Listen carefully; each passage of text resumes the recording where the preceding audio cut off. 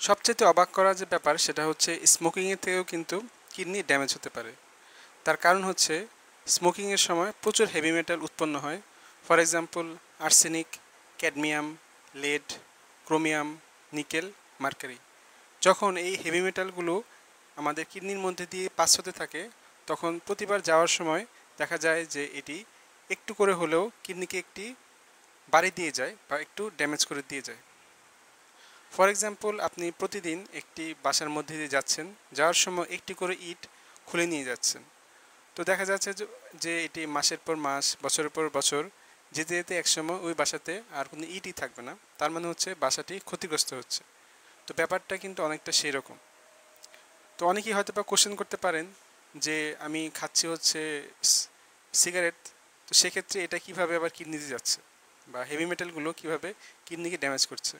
For example ধরুন আপনি পানি খেলেন অথবা যে কোনো খাবার খেলেন, তখন সেটা কি হয়? তখন প্রথমত সেটা আমাদের স্টমাকে যায়, স্টমাক থেকে যায় হচ্ছে আমাদের লার্জ ইন্টেস্টাইন, তারপর স্মল ইন্টেস্টাইন, তারপর পোর্টাল সার্কুলেশন হয়ে সেটা চলে যায় লিভারে।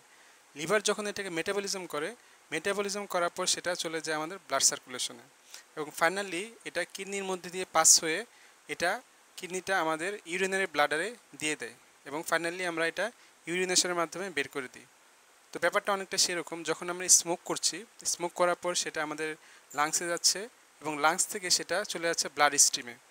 তো ব্লাড স্ট্রিম থেকে যখন এটা কিডনির দিকে যাচ্ছে তখনই কিন্তু আমাদের ক্ষতিটা করে থাকে বা ড্যামেজটা করে থাকে। এছাড়া যখন নাকি আমরা স্মোকিং করছি, স্মোকিংয়ের কারণে কিন্তু আমাদের যে ব্লাড ফ্লোটা কিন্তু কমে যাচ্ছে আমাদের কিডনিতে। কারণ এটা যে আমাদের যে ছোট ছোট যে ব্লাড ভেসেলগুলো থাকে বা নেফ্রনগুলো থাকে, এই নেফ্রনগুলোকে কিন্তু আস্তে আস্তে ড্যামেজ করে দেয়। তো যার কারণে এই ব্লাড ফ্লোটা যখন কমে যাচ্ছে, ব্লাড ফ্লোটা কমার কারণে যে কন্ডিশনটা তৈরি হয়, এই কন্ডিশনটাকে আমরা বলে থাকি রেনাল এসকেমিয়া। তো যখন নাকি এই রেনাল এসকেমিয়া হচ্ছে, তো ব্লাড ফ্লোটা কিন্তু আস্তে আস্তে কমে যায়। কমে যাওয়ার জন্য যে প্রবলেমটা হচ্ছে যে ওয়েস্ট ম্যাটেরিয়ালগুলো যেগুলো আছে এগুলো কিন্তু প্রপারলি আমাদের বডি থেকে বের হতে পারছে না। তো যার কারণে ওয়েস্ট ম্যাটেরিয়ালগুলো আমাদের বডিতে জমা হতে হতে একসময় আমাদের বডির বিভিন্ন রকম সিমটম দেখা দিতে পারে, এবং সেই সাথে আমাদের যে কিডনিটা আছে এই কিডনিটাকে পার্মানেন্টলি ড্যামেজ করে ফেলে। কিডনি ড্যামেজের আরও একটি অন্যতম কারণ হচ্ছে কম ঘুমানো। স্লিপ অথবা ঘুম বেসিক্যালি এফেক্ট করে থাকে কিছু হরমোনকে, যেগুলো আমাদের কিডনি ফাংশনকে ব্যাহত করতে পারে। যেমন রেনিন অ্যাঞ্জিওটেনসিন অ্যালডোস্টেরন সিস্টেম অথবা RAAS। এই RAS বেসিক্যালি সাহায্য করে নিয়ন্ত্রণ করতে আমাদের ব্লাড প্রেশার এবং ফ্লুইড এর ব্যালেন্সকে। যখন আমাদের ঘুম কম হয় তখন এই সিস্টেমটাকে ওভার অ্যাক্টিভেট করে ফেলে এবং আমাদের ব্লাড প্রেশারটা বেড়ে যায়, এবং অ্যাডিশনাল একটা প্রেশার পড়ে কিডনির উপর। এছাড়াও ঘুম কম হবার জন্য আমাদের আরও একটি প্রবলেম আমরা দেখতে পারি, সেটা হচ্ছে নন ডিপিং ব্লাড প্রেশার। অর্থাৎ যখন একজন মানুষ ঘুমিয়ে যায় তখন তার ব্লাড প্রেশার 10 থেকে 20% মতো কমে যায়, কিন্তু নন ডিপিংয়ের ক্ষেত্রে এর থেকেও কম হয়। তার মানে সেটা 6% হতে পারে, 7% হতে পারে। এখন এই নন ডিপিং ব্লাড প্রেশারের জন্য কি কি সমস্যা হতে পারে? ফর এক্সাম্পল তার কার্ডিওভাস্কুলার সিস্টেমটা অনেক দুর্বল হয়ে যায়, এবং রেনাল যে আউটকাম মানে হচ্ছে কিডনি থেকে যে রেনাল ফাংশনের কাজটা অথবা রেনাল যে আউটকামটা, সেটাও কিন্তু এই নন ডিপিং সিস্টেমের জন্য কমে যায়। তো বুঝতেই পারছেন, এই অবস্থায় যখন নন ডিপিংটা চলে, নন ডিপিং থাকা অবস্থায় ব্লাড প্রেশারটা খুব একটা কমে না, অর্থাৎ বেশি থাকে, এবং কার্ডিওভাস্কুলার ডিজিজ পাশাপাশি ক্রনিক কিডনি ডিজিজ হওয়ার সম্ভাবনা কিন্তু থেকে যায়। ঘুম কম হওয়া অথবা অনিদ্রার কারণে দেখা যায় যে তার বডিতে ইনফ্ল্যামেটরি সাইটোকান এবং ইনফ্ল্যামেটরি যে পাথওয়েটা সেটা অ্যাক্টিভেট হয়ে যায়, এবং এই ইনফ্ল্যামেশনের কারণে দেখা যায় যে কিডনিটা ডিরেক্টলি ড্যামেজ হয়, এবং যাদের অলরেডি কিডনি ডিজিজ আছে তাদের অবস্থাটা আরও খারাপের দিকে চলে যায়। এছাড়া যারা কম ঘুমান তাদের একটি রোগ কমন দেখা যায়, সেটা হচ্ছে স্লিপ অ্যাপনিয়া। এই স্লিপ অ্যাপনিয়াটা হচ্ছে একটি ঘুমজনিত রোগ, যেখানে মানুষ ঘুমের মধ্যে শ্বাস প্রশ্বাস বারবার বন্ধ হয়ে যায় এবং আবার শুরু হয়। অথবা আপনি বলতে পারেন এটি একটি নিদ্রাকালীন শ্বাসব্যাঘাত রোগ অথবা নিদ্রাকালীন শ্বাসকষ্ট, এবং যেই প্রবলেমটিকে বলা হচ্ছে স্লিপ অ্যাপনিয়া, এই স্লিপ অ্যাপনিয়া থেকে কিন্তু আস্তে আস্তে কিডনি ড্যামেজ হওয়ার সম্ভাবনাও থাকে। এই স্লিপ অ্যাপনিয়া থেকে কিন্তু বিভিন্ন ধরনের রোগ হতে পারে।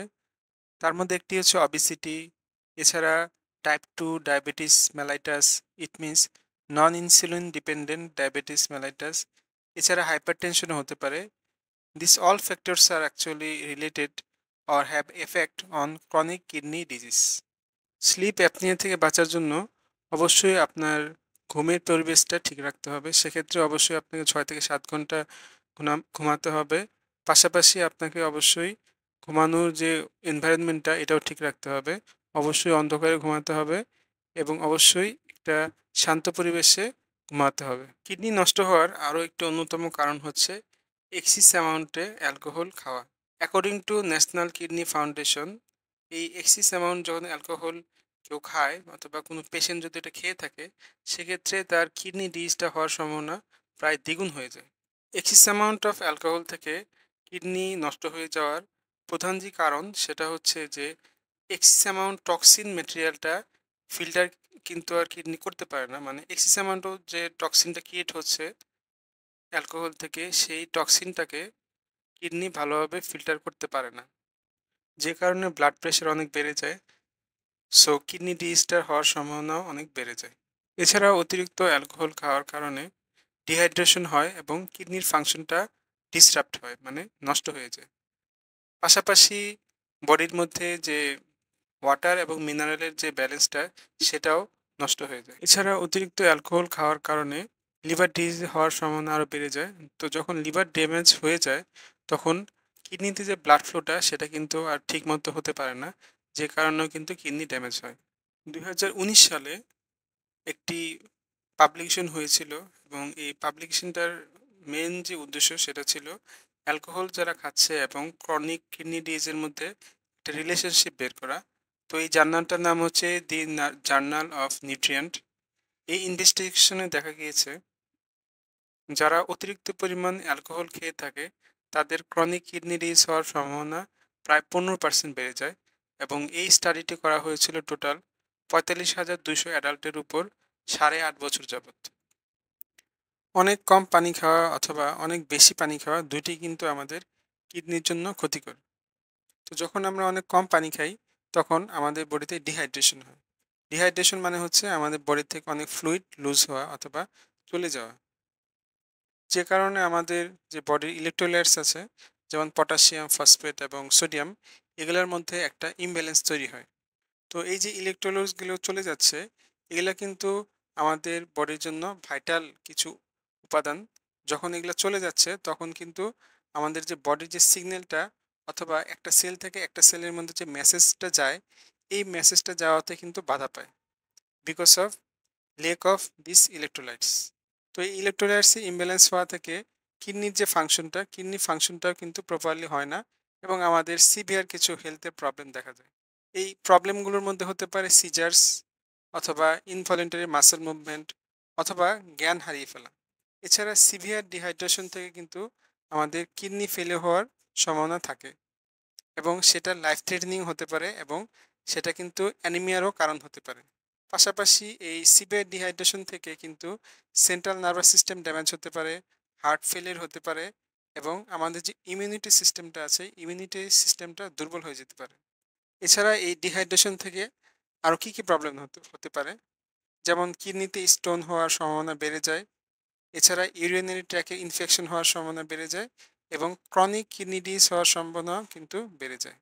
সো এই জন্য অবশ্যই আমাদেরকে হাইড্রেটেড থাকতে হবে, অর্থাৎ দিনে মিনিমাম 2 থেকে 3 লিটার পানি অবশ্যই খেতে হবে, যাতে করে আমরা এই প্রবলেমগুলো থেকে রক্ষা পেতে পারি। কিন্তু যদি একজন লোক কিডনি ডিজিজে ভুগে থাকেন সেক্ষেত্রে কিন্তু অনেক বেশি পরিমাণ পানি পান করা কিন্তু ক্ষতিকর। যখন আপনার কিডনিতে কোনো প্রবলেম থাকছে, যদি এই মুহূর্তে আপনার খুব বেশি পরিমাণ পানি পান করে থাকেন সেক্ষেত্রে কিন্তু যে ওয়েস্ট ম্যাটেরিয়ালগুলো সেগুলো কিন্তু পুরোপুরিভাবে চলে যাচ্ছে না, মানে থেকেই যাচ্ছে, এবং এক্সেস পরিমাণ যে ফ্লুইডটা সেটাও কিন্তু থেকে যায়, এবং এই ফ্লুইডগুলো কিন্তু আমাদের যে ইম্পর্টেন্ট যে ইলেকট্রোলাইটসগুলো থাকে এগুলোকে ডাইলিউটেড করে ফেলে, যে কারণে nausea, vomiting, headache, fatigue, confusion এবং লো ব্লাড প্রেশারও হতে পারে। এছাড়া muscle weakness, muscle fatigue, muscle cramping, restlessness, irritability, seizure এবং কমাও হতে পারে। এবং একটি কিডনি কিন্তু প্রতিদিনে প্রায় 200 লিটারও বেশি ফিল্টার করতে পারে, মানে কিডনির যে অ্যাবিলিটিটা থাকে ওয়াটারটাকে ফিল্টার করার, এবং এটা বেসিক্যালি ইনফ্লুয়েন্স হয়ে থাকে বিভিন্ন রকমের হরমোনের মাধ্যমে। For example arginine vasopressin enzyme, এবং এই আর্জিনিন ভ্যাসোপ্রেসিন এনজাইমটা হচ্ছে রেনিন এনজিওটেনসিন সিস্টেমের কিন্তু একটা পার্ট। যখন এই আর্জিনিন ভ্যাসোপ্রেসিন হরমোনটা অনেক বেড়ে যায়, তখন কিডনি কিন্তু অনেক বেশি পরিমাণ ওয়াটার রিঅ্যাবজর্ব করে ফেলে, which is increase their workload, মানে তাদের ওয়ার্কলোডটাকে কিন্তু বাড়িয়ে দিবে। তো এই মুহূর্তে যদি আমরা অনেক বেশি পরিমাণে পানি খেয়ে থাকি, এই এভিপি যে এনজাইমটা আছে, এই এভিপিটার যে লেভেলটা, এই লেভেলটাকে কিন্তু কমিয়ে দিবে, এবং অনেক ইজি করে ফেলে আমাদের কিডনির উপর যে প্রেশারটা এটাকে ইজি করে ফেলে, এবং কিডনির ফাংশনটাকে আরও উন্নত করে ফেলে। যখন নাকি আপনি বেশি পরিমাণ পানি পান করছেন, এবং সেই সাথে কিন্তু আপনার ইউরিনের যে কালারটা এটা দিকে কিন্তু অবশ্যই নজর রাখতে হবে। সেক্ষেত্রে যদি আপনি ইউরিনের কালারটা একদম ওয়াটারের মতো থাকে, তার মানে হচ্ছে যে আপনার ইউরিনেশনটা ঠিক আছে, প্লাস হচ্ছে আপনার ইউরিনের যে কোনো ইনফেকশন নেই সেটা বোঝা যাবে।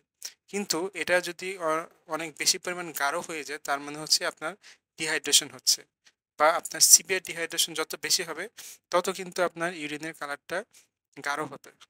সেক্ষেত্রে আপনি যেটা করতে পারেন, ক্যাফিনেটেড অথবা সুইটনেন্ড বা যে মিষ্টি জাতীয় খাবার এবং অ্যালকোহলিক যে বেভারেজগুলো আছে এগুলা কিন্তু আপনার খাওয়া কমিয়ে দিতে হবে। কারণ কিডনি এই যে ওয়াটার মাধ্যমে যেগুলোকে প্রসেস করছে এবং টক্সিক যে ম্যাটেরিয়ালটাকে সে রিমুভ করছে, এই রিমুভ করার জন্য কিন্তু কিডনির অনেক বেশি ওভারলোড পড়ে যায়।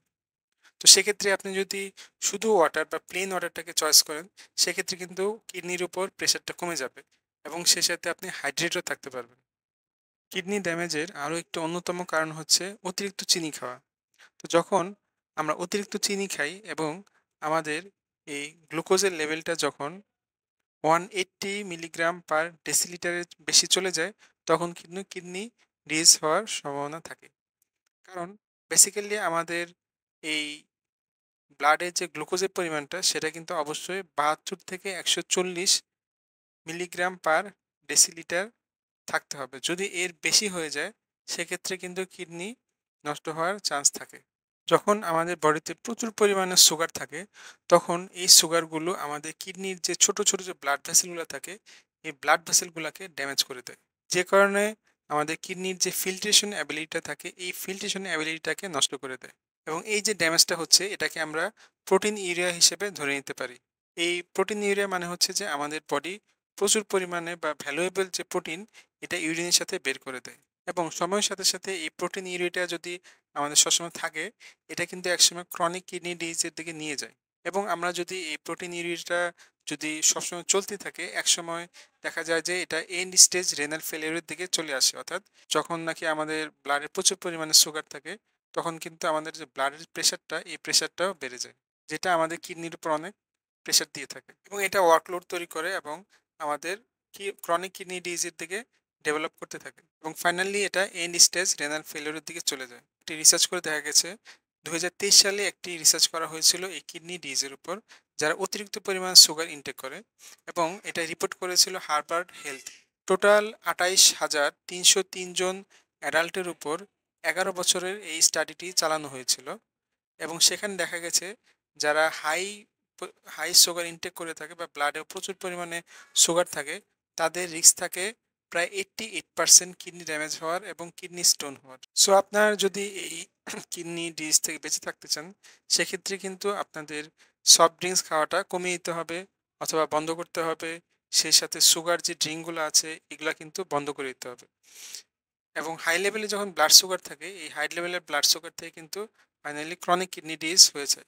সেক্ষেত্রে আপনার ন্যাচারাল যে সুইটনিং এজেন্ট ফলমূল খেতে পারেন, যাতে করে আপনার কিডনি ডিজিজটাকে রক্ষা করতে পারেন।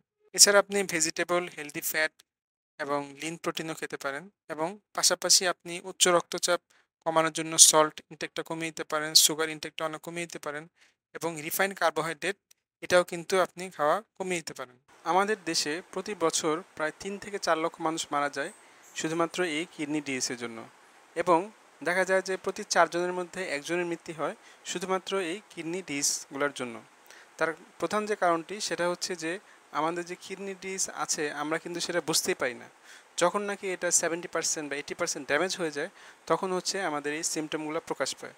তো আগে থেকেই যেই কারণে আমাদের কিডনিগুলো ড্যামেজ হচ্ছে সেটা যদি আমরা জেনে রাখি আগে থেকেই, সেক্ষেত্রে কিন্তু কিডনি ড্যামেজের হাত থেকে আমরা বাঁচতে পারবো। So thank you very much আমাদের এই ভিডিওটি দেখার জন্য। সো অবশ্যই আমাদের এই চ্যানেলটিকে লাইক, সাবস্ক্রাইব এবং ফেসবুক ইউজার হয়ে থাকলে ফলো করতে ভুলবেন না। Stay safe and stay away from kidney disease.